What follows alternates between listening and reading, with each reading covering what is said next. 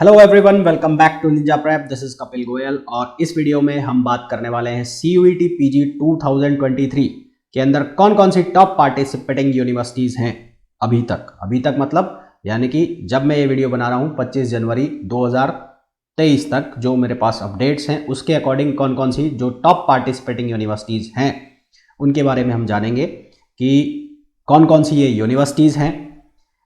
इनमें एडमिशन के लिए आपको CUET PG एग्जाम में कम से कम कितने मार्क्स चाहिए कि आपका इन यूनिवर्सिटीज़ के अंदर एग्जाम हो जाए। एक बात और, इस वीडियो के अंदर जो मैं बात करूंगा मैं केवल MSc कोर्सेज के लिए आपकी बात करूंगा कि MSc कोर्सेज के लिए क्या कट ऑफ आपकी होनी चाहिए। MA जो कोर्सेज होंगे या LLB कोर्सेज होंगे या MBA कोर्सेज होंगे उनके लिए मैं कोई एक अलग से वीडियो बना दूंगा। अगर आप लोग कि ये डिमांड है कि उनके ऊपर भी आपको वीडियो चाहिए तो आप कहेंगे तो वो वीडियो भी मैं बना दूंगा। तो इस वीडियो को कंटिन्यू करें उसके पहले यदि आप लोगों ने अभी तक चैनल को सब्सक्राइब नहीं किया है तो प्लीज़ चैनल को सब्सक्राइब कर दीजिए। वीडियो को लाइक नहीं किया है तो वीडियो को लाइक कर दीजिए और शेयर कर दीजिए। तो CUET PG 2022 की हम पहले बात कर लें तो 2022 का जो सेशन था वो बहुत लेट चला था और हमें ये भी पता है कि दिसंबर तक उसकी एट लास्ट दिसंबर पूरा ही कह लो कि उसकी जो काउंसलिंग है वो दिसंबर तक चली थी। उसका बहुत सारे कारण थे, कोरोना की वजह से भी लेट हो गया था तो पूरा सेशन ही लेट चला था। सितंबर में जाके तो एग्ज़ाम हुआ था। पर ये आपको लास्ट वाले वीडियो में मैंने आपको ये बताया था कि जो CUET PG 2023 के एप्लीकेशन फॉर्म्स की डेट भी एक्सपेक्टेड डेट भी आ गई है जो कि मार्च 20 के बाद ऑलमोस्ट स्टार्ट हो जाएंगे और जून में जो है एग्ज़ाम एक्सपेक्टेड है और उसके बाद अगस्त से कॉलेज स्टार्ट हो जाने चाहिए, काउंसलिंग वगैरह सब कंप्लीट हो गए। तो अभी तक का तो ये अपडेट है जो मैंने आपको बता दिया था। एक और बहुत बड़ी अपडेट थी, जैसे पिछले सेशन में यानी कि CUET PG 2022 तक दिल्ली यूनिवर्सिटी CUET के अंदर नहीं थी। UG कोर्सेज के लिए CUET के अंदर थी परंतु PG कोर्सेज के लिए CUET के अंदर नहीं थी दिल्ली यूनिवर्सिटी और उसने अपना अलग से एग्ज़ाम लिया था DUET करके। इस बार PG कोर्सेज के लिए भी दिल्ली यूनिवर्सिटी ने अपने आप को जो पार्टिसिपेट करवा लिया है किसके अंदर, CUET के अंदर। यानी कि इस बार अगर आपको दिल्ली यूनिवर्सिटी में भी PG एडमिशन्स के लिए अप्लाई करना है या PG में एडमिशन लेना है तो उसके लिए आपको CUET PG का एग्ज़ाम क्लियर करना पड़ेगा। ठीक है, तो अब जिसका आप वेट कर रहे हैं कि कौन सी पार्टिसिपेटिंग यूनिवर्सिटीज़ हैं जो टॉप कैटेगरीज में आती हैं उसकी मैं बात कर लेता हूँ। तो सबसे पहले जो मैं बात करूँ JNU दिल्ली, बहुत न्यूज़ में सुना होगा आपने नाम, हर दिन न्यूज़ में चलता रहता है JNU जवाहरलाल नेहरू यूनिवर्सिटी दिल्ली। ये यूनिवर्सिटी कई NIT से भी बहुत ऊपर है, इवन कई IIT से भी बहुत ऊपर है। CUET का जो एग्ज़ाम है PG का एग्ज़ाम हम इसलिए देते हैं क्योंकि हमें मास्टर्स करना है, या तो वो MA कोर्सेज हो सकते हैं, LLB भी हो सकता है, वो MSc भी हो सकता है। तो MSc के लिए हमारे पास बहुत ऑप्शन होते हैं। तो प्रीमियर इंस्टीट्यूशन से करने के लिए या तो हमारे पास IIT JAM का एग्ज़ाम होता है या इंडिविजुअल जो प्रीमियर इंस्टीट्यूट है वो अपने एग्ज़ाम भी लेते हैं। उसी कड़ी में एक एग्ज़ाम हो रहा है CUET। तो CUET एग्ज़ाम के अंदर भी बहुत अच्छी पार्टिसिपेटिंग यूनिवर्सिटीज़ होती हैं जो कई IITs और NITs से भी ऊपर होती है। यानी कि अगर आप यहाँ से MSc करते हैं तो एक टैग मिलता है कि मैंने यहाँ से MSc की है। तो सबसे पहला जो नंबर है इस लिस्ट में वो है किसका, JNU का, जवाहरलाल नेहरू यूनिवर्सिटी। नाम सभी को पता होगा जो भी इस वीडियो को देख रहे हैं। तो जवाहरलाल नेहरू यूनिवर्सिटी के लिए क्या कट ऑफ रहती है, कितने मार्क्स आपको चाहिए, वो मैं आपको डिस्कस कर लेता हूँ आपके साथ। तो सबसे पहले तो CUET PG का जो एग्ज़ाम होता है ये मैं आपको बता दूँ कितने मार्क्स का होता है, 400 मार्क्स का होता है। कितने मार्क्स का होता है, 400 मार्क्स का, जिसमें से 100 नंबर आपके जो होते हैं वो होते हैं जो पार्ट ए मतलब जनरल एप्टीट्यूड वाला जो पार्ट होता है उसके, और 300 मार्क्स का जो पेपर है वो आपका होता है कैटेगरी B का, जिसमें कि आपके जो डोमेन मतलब आपकी जो सब्जेक्ट नॉलेज है उसका पेपर होता है। तो CUET PG का जो रिज़ल्ट आता है उस रिज़ल्ट के बेस पे ये यूनिवर्सिटी जब काउंसलिंग करती है अपनी तो उसके ऊपर डिपेंड करता है कि वो कौन से मार्क्स को कंसीडर करेगी। कौन से मार्क्स का मतलब कि कई यूनिवर्सिटीज़ है जो पूरे 400 मार्क्स कंसीडर कर लेती हैं और कई यूनिवर्सिटीज़ जो हैं वो केवल पार्ट B के मार्क्स को कंसीडर करती हैं, यानी कि जो सब्जेक्ट नॉलेज है उसके मार्क्स को कंसीडर करती है। तो उनमें से एक है JNU जो मार्क्स कंसीडर करती है वो 300 मार्क्स कंसीडर करती है ना। वो 100 मार्क्स जो ये जनरल एप्टीट्यूड वाले हैं उनको कंसीडर नहीं करती। तो JNU की जो कट ऑफ अलग से निकलती है, मतलब CUET PG के स्कोर के बेस पे ही वो 300 में से आती है, 400 में से नहीं आती। कितने में से आती है? 300 में से। तो अब जैसा कि मैंने आपको बोला, मैं आपको बताने वाला हूँ केवल MSc कोर्सेज़ के बारे में।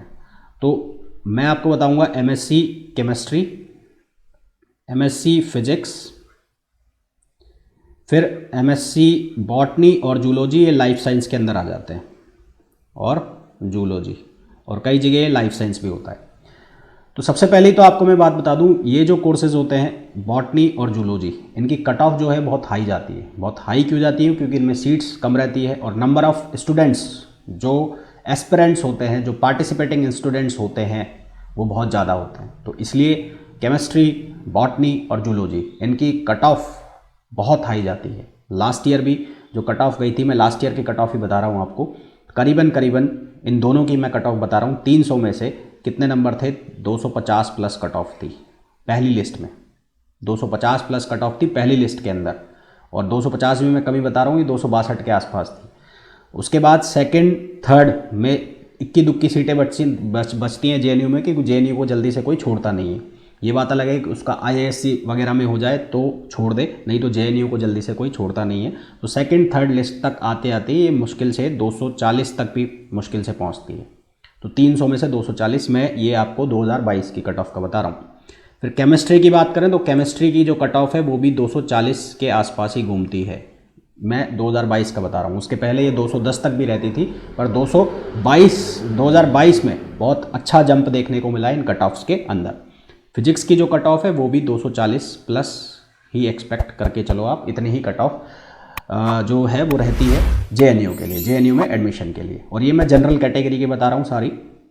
OBC में है आप तो इससे 10 नंबर कम करके चल लीजिए, और अगर आप SC ST में हैं तो इस कट ऑफ से आप 30 नंबर तक कम करके चल लीजिए। EWS में है आप तो लगभग OBC वाला ही क्राइटेरिया पकड़ लीजिए।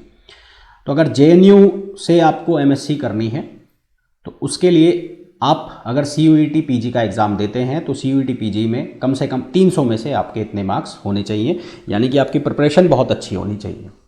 ठीक है, एक इन्फॉर्मेशन आप लोगों के लिए बहुत ज़रूरी, जो भी लोग CUET PG फिजिक्स से प्रिपरेशन करना चाहते हैं, फ्री, कोई पैसा नहीं ले रहा हूँ मैं, CUET PG की फिजिक्स से प्रिपरेशन करना चाहते हैं तो वो मेरे चैनल के साथ जुड़ सकते हैं।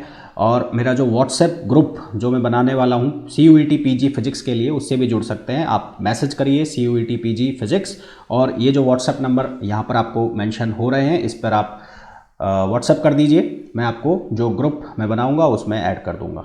ठीक है, CUET PG के लिए बहुत जल्द ही मैं सीरीज़ स्टार्ट करने वाला हूँ, जिसमें CUET फिजिक्स से रिलेटेड जो लेक्चर्स होंगे मैं अपलोड करूँगा। तो ये तो हमारी हो गई पहली university, Jawaharlal Nehru university Delhi. Second number पे जैसा कि मैंने आपको बताया कि DUET यानी कि दिल्ली यूनिवर्सिटी, पहले CUET के अंदर नहीं था 2022 तक PG कोर्स के लिए, UG के लिए था, PG कोर्स के लिए नहीं था। इस बार दिल्ली यूनिवर्सिटी PG कोर्स के लिए भी CUET के अंदर है। तो CUET PG के एग्जामिनेशन के लिए इस बार दिल्ली यूनिवर्सिटी भी पार्टिसिपेटिंग यूनिवर्सिटी है।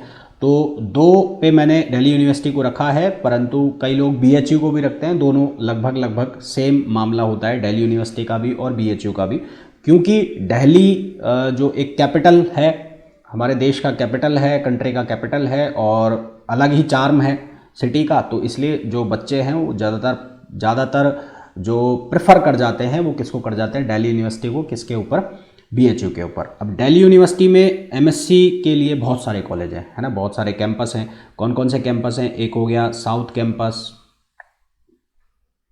एक हो गया नॉर्थ कैंपस। तो साउथ कैंपस और नॉर्थ कैंपस 2 कॉलेज हैं, इसके अंदर बहुत सारे कॉलेज हैं।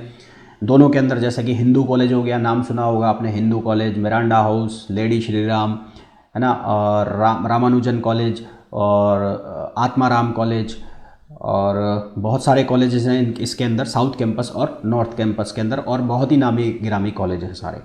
तो दिल्ली यूनिवर्सिटी के अंदर भी अगर आपको एडमिशन लेना है तो इसकी कट ऑफ भी बहुत हाई जाती है। तो अगर लास्ट ईयर तक बात करें दिल्ली DUET के हिसाब से जो कट ऑफ थी, तो DUET की जो कट ऑफ जाती थी वो जाती थी 200 मार्क्स में से, और उस 200 मार्क्स में से जो स्कोर बनते थे वो अराउंड हर कॉलेज में, मतलब कि एडमिशन जो मिल जाता था वो 80 तक 70 तक एडमिशन मिला था, 70 प्लस तक जनरल को। OBC में इससे भी नीचे गया था, SC में इससे भी नीचे गया था। और बहुत सारी लिस्टें आती हैं, लगभग 4 लिस्टें आई थी DUET के बाद। तो अब ये CUET में जाएगा तो ऑब्वियस सी बात है कि इसकी जो मार्किंग होगी वो 400 में से होगी।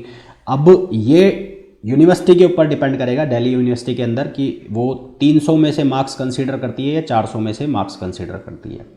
तो 300 में से अगर मार्क्स कंसीडर करेगी तो इसके जो मार्क्स कट ऑफ जानी चाहिए, अगर मैं MSc फिजिक्स के लिए बात करूं, है ना, MSc फिजिक्स के लिए बात करूं, तो 300 में से जो इसकी कट ऑफ जानी, अगर 300 की बात हो रही है तो 300 में से इसकी जो कट ऑफ जानी चाहिए वो रहनी चाहिए 215 प्लस जनरल के लिए।